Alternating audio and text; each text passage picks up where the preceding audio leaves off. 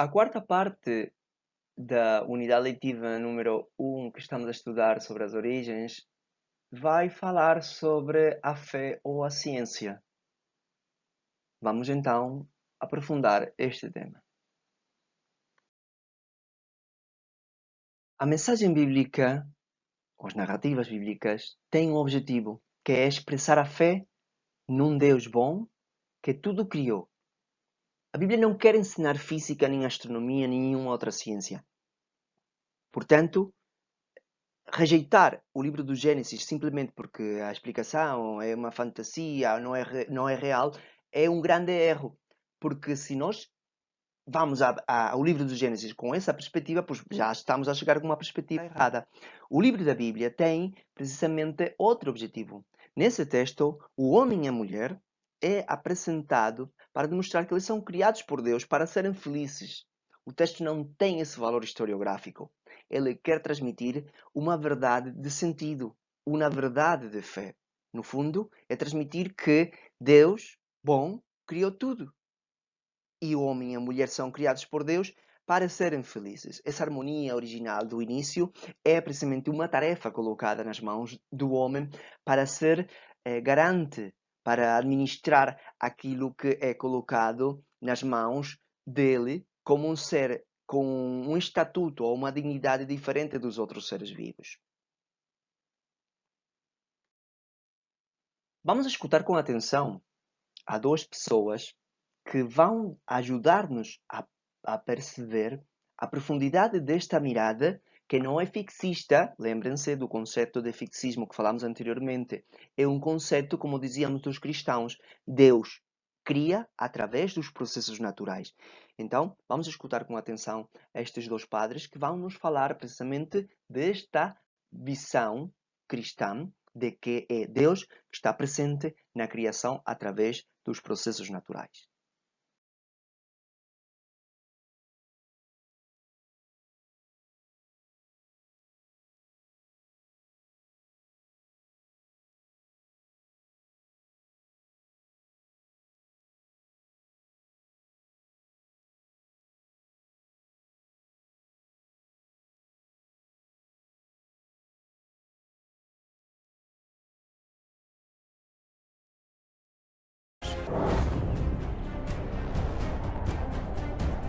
Mas agora estou curioso sobre a ciência e a história judaico-cristã. Então eu vim até Roma, onde o teto da maravilhosa Capela Sistina de Michelangelo retrata o livro do Gênesis. Em 6 dias, Deus cria a luz, faz o sol e a lua e cria o homem.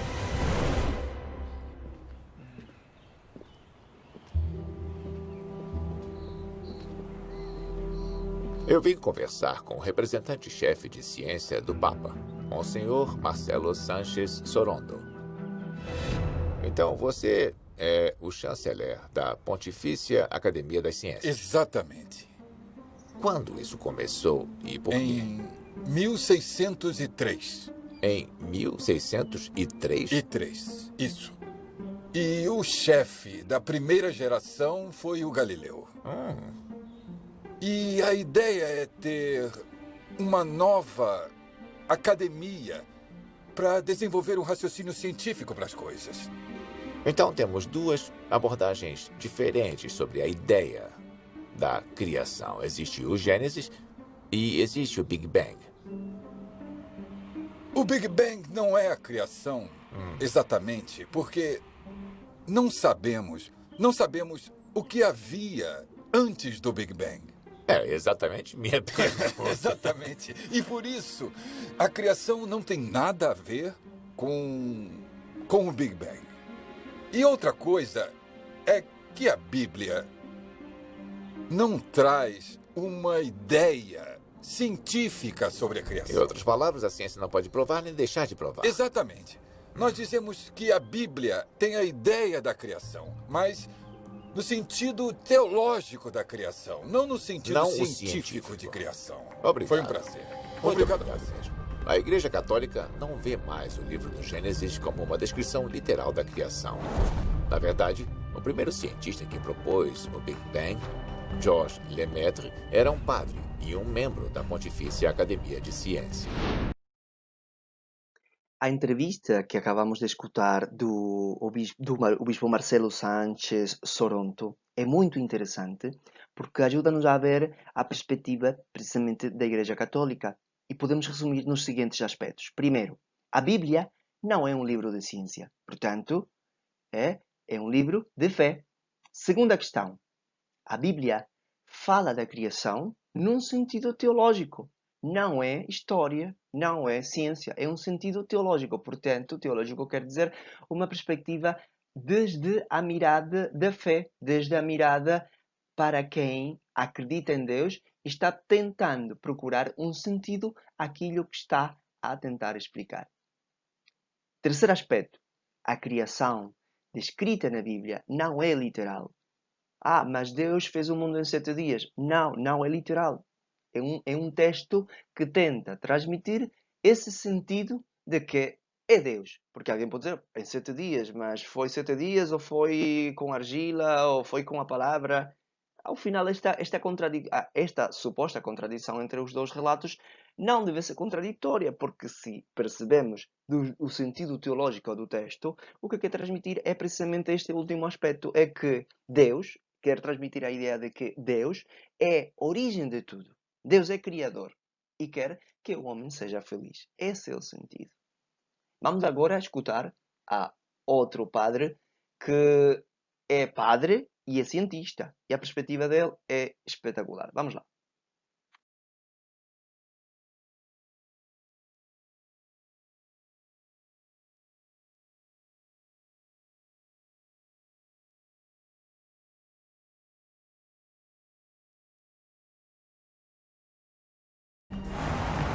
Então, como exatamente a crença em Deus se encaixa na cosmologia moderna?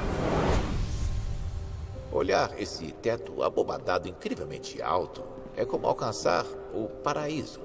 Sim, de certo modo, essa é uma representação do céu. Do céu teológico.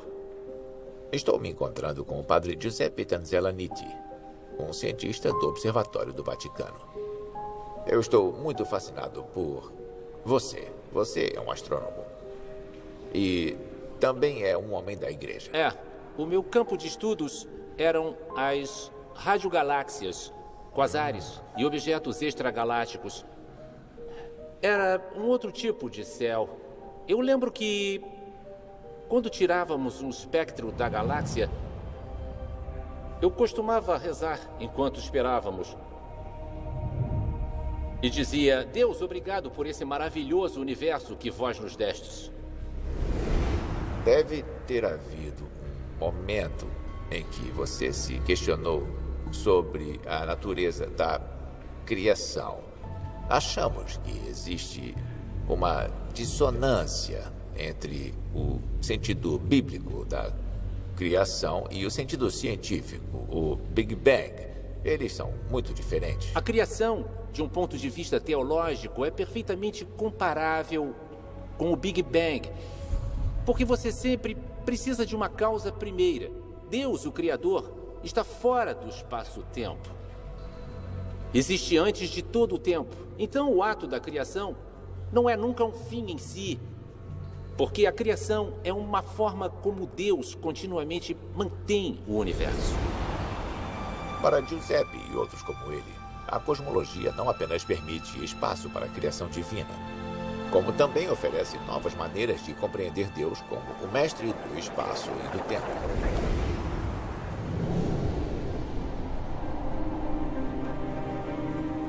Eu gostei do que o padre Giuseppe disse sobre a criação ser um ato contínuo, que não começou nem terminou com o Big Bang, que é uma atividade constante de Deus que inclui a evolução. Acho que o que ele estava dizendo era que Deus não existe fora do espaço e do tempo. Deus é o espaço e o tempo.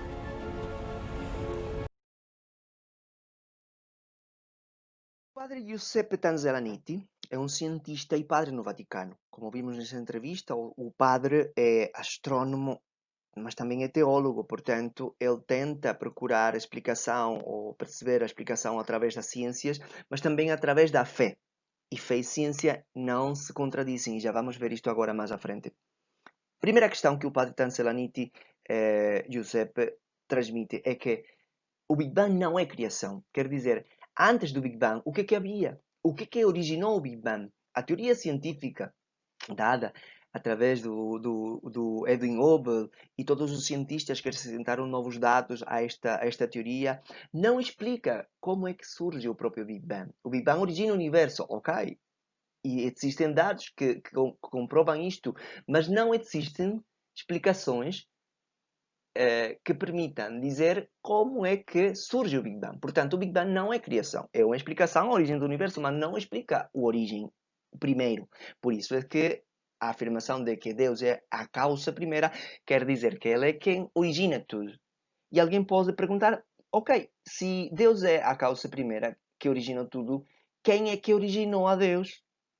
Pergunta interessante. Então, o mesmo padre diz, responder a isso, quem criou a Deus, também está fora de âmbito desde o ponto de vista do raciocínio e da razão, porque Deus, por ser Deus, está fora do espaço e do tempo, portanto não se pode afirmar quando é que ele aparece ou quem origina Deus. Deus sempre existiu. Isto é complicado, por dizer assim, aceitar desde o ponto de vista racional, porque no sentido de como comprovo isso, ok? Então, o esforço intelectual permite-nos dizer que a própria necessidade de justificar que houve algo no início é dizer que esse algo que estuvo no início é o que nós chamamos Deus. E outro elemento que o próprio padre Giuseppe coloca na entrevista é que a criação não acabou. A criação é permanente, é um ato contínuo, é uma todo o tempo está a surgir nova vida, portanto o universo continua a expandir-se, continua a surgir novos seres e também nós temos uma responsabilidade moral e ética de perpetuar, de ser co-criadores com Deus, cuidando o que Ele há feito para nós. Já para finalizar este apartado de fé ou ciência, podemos perguntar-nos, mas afinal, foi Deus que nos criou ou descendemos dos macacos? Então, bibliociência é uma pergunta que não faz sentido. Por quê? Porque nós temos que substituir a conjunção ou pela conjunção e. Então, fé e ciência.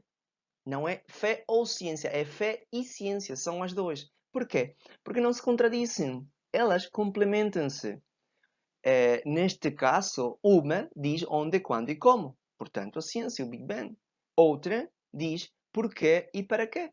Porquê e para quê? Porque Deus quis criar-nos, porque nos ama e para sermos felizes. Então, é ciência e é, neste caso, religião. Se nós pretendemos conhecer qualquer coisa a fundo, não podemos analisá-la só a partir de um ponto de vista. Temos de estudar sobre diversas perspectivas. Assim é com as origens.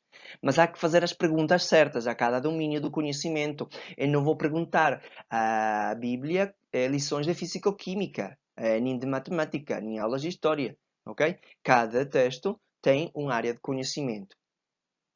É a ciência que compete dizer onde começou a humanidade. Procurar essas respostas na Bíblia seria tão absurdo como, por exemplo, procurar num mapa a resposta à dúvida sobre como se conjuga um verbo. Ok? Então, quando falamos fé ou ciência, elas não vão em direções opostas. Elas respondem, neste caso, a questões fundamentais, mas desde perspectivas diferentes. Então, o importante é saber que a fé e ciência são imprescindivelmente complementares.